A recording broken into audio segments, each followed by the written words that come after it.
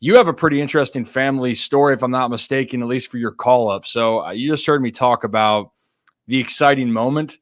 I know your brother at ECU, go Pirates, by the way. But talk a little bit about that, because that to me is a very unique way to tell your family, or tell your brother that you're going to the show. So, I mean, they were hosting the regionals, and my whole family was there with him, and we were finishing up our series against Gwinnett. And I mean, I had the whole clubhouse watching every game all weekend. So then Sunday night, he was pitching, and I remember I was sitting in my apartment just watching him and watching him do his thing. And he pitched well, and it was 5 minutes after he left the field, he got like a standing ovation from the crowd when he left. And then not even like 5 minutes after, I'm getting a call from Eve saying, "Hey, we need you in Toronto tomorrow." And I'm like, I didn't really know what to say. I started shaking a little bit, and then I got off the phone and I called my dad and my mom, and I'm just like, they're in the middle of the stands in Clark LeClaire Stadium, and I'm like, "Hey, I know this isn't ideal, but I'm going to Toronto tomorrow." And they're like, "What?" And I was like, "But don't say anything to anyone," and which is pretty hard when you're surrounded around 6,000 plus people. And but yeah, it was crazy that whole night. Not a lot of sleep went on after. Yeah, I can imagine. It's funny. The last, I guess, because for me, I was with Norfolk in 21, and the moments like those are the ones that you really kind of remember exactly. So I had a couple of my teammates make their debut, or knew that they got the call there. A little bit different for you when your brother's trying to also live out a significant part of his life right now. Your family's excited for both, but yeah, how do you keep that to yourself? But you talk to the coach, and then the coach, you're able to talk to your brother. Is that correct though with the story? You're able Yeah, to talk to him on the phone? I'm still really close with Cliff at ECU and all the coaches there. Most of them were there when I was there. And so, yeah, after the game was over and they had their whole press conference and everything, I was on the phone with my dad, and he kind of gave his phone to Cliff. And I told Cliff, and that ironically, Ethan was just walking by his office, and he's like, "Come here and tell him what you just told me." And I told him, and I don't think it registered with him right then, because he called me back later, and he was like, "What'd you say?" And I was like, I told him, and he went crazy. And but I was like, "Hey, you need to go win a championship tomorrow, and then we can worry about everything else." But yeah, it was a really cool moment for everybody. Hell yeah, man! I love hearing it. Again, I guess I'm Zach. One of Zach's favorite phrases here, Connor, is like, "How can you not be romantic about baseball?" How can you not? Okay, well, obviously, but like it's little things like that, because of all the work you put in, where you got to, where you started, and then also everyone that's been along that journey. It's never just you doing it; it's the people that have been there with you. It's just an amazing moment. Okay, so walk me through this then, because I'm seeing beat reporters, write sources. Norby's here with Vespi. Shout out Nick Vespi, by the way. Great guy, great kid, great hair. But first moment for you when you stepped on the field in Toronto, but before you actually got into the game, because Zach's got a question about the actual game experience.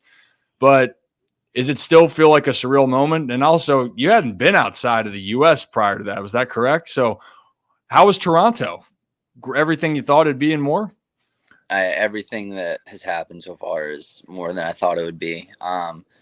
So I got to the clubhouse. Me and Vespi got to the clubhouse right after we landed in Toronto, and that was when they handed me the lineup card for the first time, and he's like, "Here you go," and he's like, "I thought you might want to see this," and I was starting that night, and so that was obviously crazy moment. And then I remember just setting my stuff down, and I was like, "I want to go see the field," and so I walked out, and everything just you come through the back of the dugout, and everything just opens up, and you're just like, wow, like this place is sweet. And the more I looked at it, the more I even was in awe of it. And everyone kept saying like this is a great place to play and let alone debut. And I know Rutsch was like a lot of people have their first here. So let's get that one. He had his first homer, I think, there, and Stowie had his first hit. But I mean, that stadium, that city is incredible, and yeah, it was just a great 4 days there. Yeah, I'd say it was. And actually, leading to Zach, you can ask this question here in a second. The Birds have liked going to Toronto. Yeah, Dean Kramer. So Dean was my teammate. Known Dino for a while now, but he's like, yeah, just love going up there. Just good things feel like it happens for the Birds overall, and for the players having great moments. And Zach, I think that kind of leads into that first great moment. Yeah, Connor, thanks for joining the show. You've had a lot of obviously plate appearances at bats throughout the minors, and you've hit a lot of home runs in the minors. But at what point was it off the bat? Was it while rounding the bases? Did it kind of hit you that I just hit a home run in the major leagues? Like, what was that feeling like? I knew I hit it pretty well.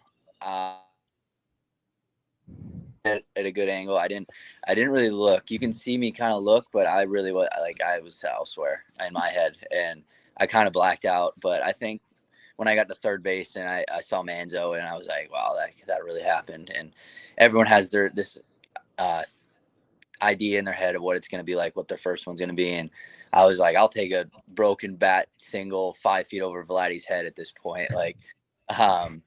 And I really, going into the game, I really wasn't concerned about getting the first one out of the way, which I know is a big deal. I just wanted to put up better at bats than I did the night before, and just feel comfortable in the box and feel my legs in. And I felt like from the first pitch on of that day, I was locked in, and I felt really good in the box, and I felt better every day since.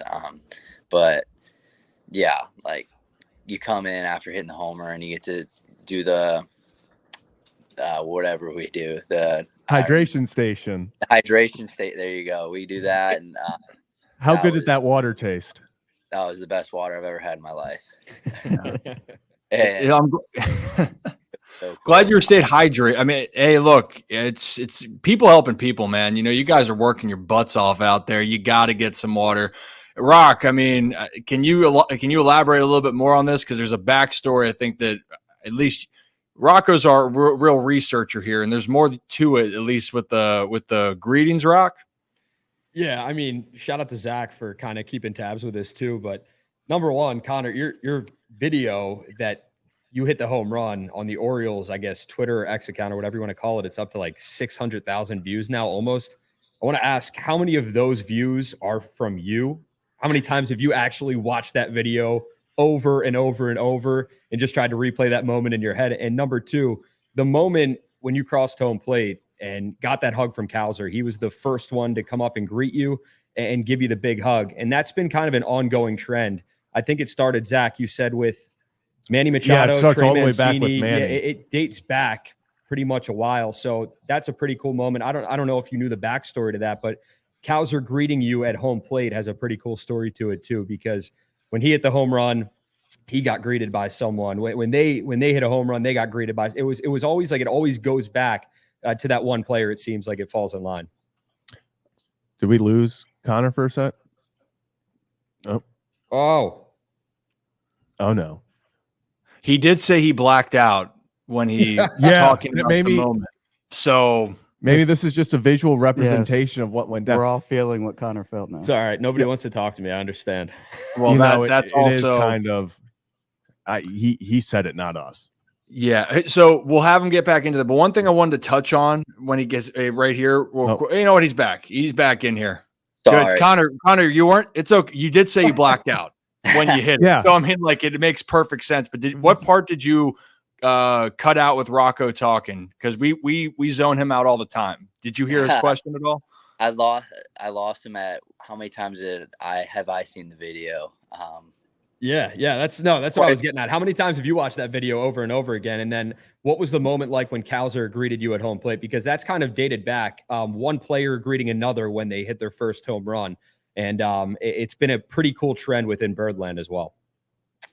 I mean, I've probably seen the video 100 times at this point. So at least it was the announcing on it. I've seen every angle of the video. I've seen every announced video of it. So it's in the memory books. It's probably at the top for sure. But with Cowser, I mean, I got drafted with him. He was the first guy I met when we got drafted together. We've been through every level together.